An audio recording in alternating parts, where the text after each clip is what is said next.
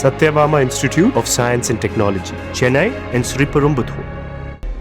கட்சி நலனுக்காக பக்கபலமாக இருப்பேன் என மல்லை சத்யா உறுதியளித்ததன் அடிப்படையில் மதிமுக முதன்மை செயலாளர் பதவியை தொடர உள்ளதாக துரை வைகோ அறிவித்துள்ளார்.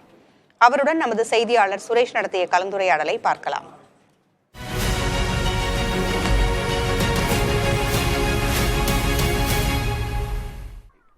சார், இப்போ கடந்த ஒரு 2-3 நாட்களாகவே பரபரப்பாக பேசப்பட்டது. கட்சியில் ஒரு பூசல் ஏற்பட்டது. நீங்கள் ராஜினாமா கடிதத்தெல்லாம் கொடுத்தீங்க. இப்போ ராஜினாமாவை திரும்ப வாங்கிட்ட சொல்கிறாங்க. இந்த ஒரு 2 நாள் உங்களோட மனநிலை எப்படி இருந்துச்சு? இந்த நிர்வாக குழு கூட்டத்துக்கு அப்புறம் எப்படி மாறி?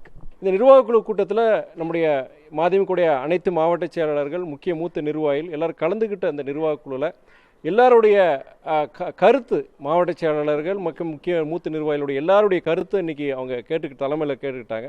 எனக்கு வாய்ப்பு கிடைக்கும்போது என்னுடைய கருத்தை நான் சொல்லியிருந்தேன். எந்த அடிப்படையில் நான் ராஜினாமா பண்ணியிருந்தேங்கிறத சொல்லியிருந்தேன். நான் அவர் பல்வேறு இயக்கத்தில் இருக்க நிறைய பேர் அந்த குற்றச்சாட்டுகள் வச்சுருக்கிறாங்க. தலைவர் ஒரு சகோதரர் மல்லை சத்யா மேலே குற்றச்சாட்டுகள் வச்சாங்க. அப்புறம் அவர் அதுக்குண்டான பதில் கொடுத்தாரு.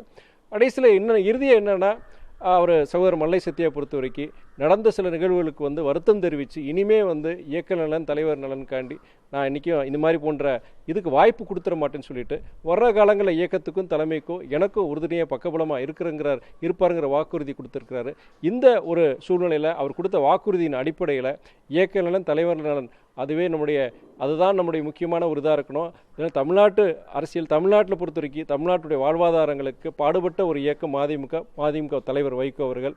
அதனால் இந்த இயக்கம் இனிய சிறப்பாக செயல்படுங்கிற ஒரு நோக்கத்தினால அவருடைய அந்த வாக்குறுதியின் அடிப்படையில் என்னுடைய இதை நான் வாபஸ் வாங்கியிருக்கேன். இப்போ சின்ன விரிசல் என்பது இன்னைக்கு அது தீர்க்கப்பட்டிருந்தாலும் இந்த விரிசல் மேலும் விரிவடையாமலோ இல்லை வேறு பிரச்சனைகள் ஏற்படாமலோ உங்களோட செயல்பாடு எப்படி அமையிருக்கும்? இல்லை, அவர் அந்த வருத்தம் தெரிவித்து ஒரு வாக்குறுதி கொடுத்த பிறகு மறுபடியும் எனக்கு வாய்ப்புக்கிட்ட பேசுகிறேன். அப்போ பேசும்போது நான் ஒன்று தான் சொன்னேன். நான் அரசியலை கடந்து நான் சக மனிதனாக உங்ககிட்ட சொல்கிறேங்க சகோதரர் சத்யா அவர்களே, நம்ம இந்த இயக்கம் சரி, தலைவருக்கும் நம்ம கடமைப்பட்டிருக்கிறோம். நம்ம தயவுசெய்து இனி வர்ற காலங்களில் நான் எல்லாம் நடந்தவே இருக்கட்டும், நடக்கின்றவை நல்லவையாக இருக்கட்டும் சொல்லிட்டு நான் ஒரு இதாக நினைக்கிறேன். நீங்களும் பொறுத்த வரைக்கும் இது ஒரு அரசியல் யுக்தியாக இதை கருதாமல் நீங்கள் கொடுத்த வாக்குறுதிப்படி நீங்கள் செயல்பட்டு இந்த கட்சிக்கும் தலைவருக்கு விசுவாசமாக இருந்தேன்னா உங்களுக்கு நானும் உறுதுணையாக இருப்பேன்னு சொல்லிட்டு நானும் அவருக்கு சொல்லியிருக்கிறேன்.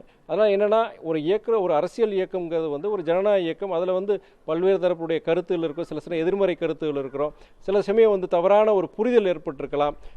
அது காலப்போக்கில் பார்த்தீங்கன்னா ஒரு பகை வரதுக்கு வாய்ப்புகள் இருக்குது. அது போன்ற இன்றைக்கி இந்த கடந்த 4 ஆண்டுகளாக சில நடந்த நிகழ்வுகள், அவர் மேலே என்னென்ன நாங்கள் கட்சிக்காரங்களுடைய குறைபாடு எல்லாமே இன்றைக்கி விவாதிக்கப்பட்டது. அது எல்லாத்துக்கும் அவர் பதில் கொடுத்துருக்காரு. இனிமேல் இது போன்ற சூழ்நிலை நான் உருவாக்க மாட்டேன்னு சொல்லியிருக்கிறாரு. அதே நேரத்தில் அவர் சொன்னதில் அதை உண்மையாக அது உணர்வுபூர்வமாக சகோதரர் சத்யா அவர்கள் சொன்னதன் அடிப்படையில் நாங்கள் கட்சி அதை கடந்து போகிறோம். நாங்கள்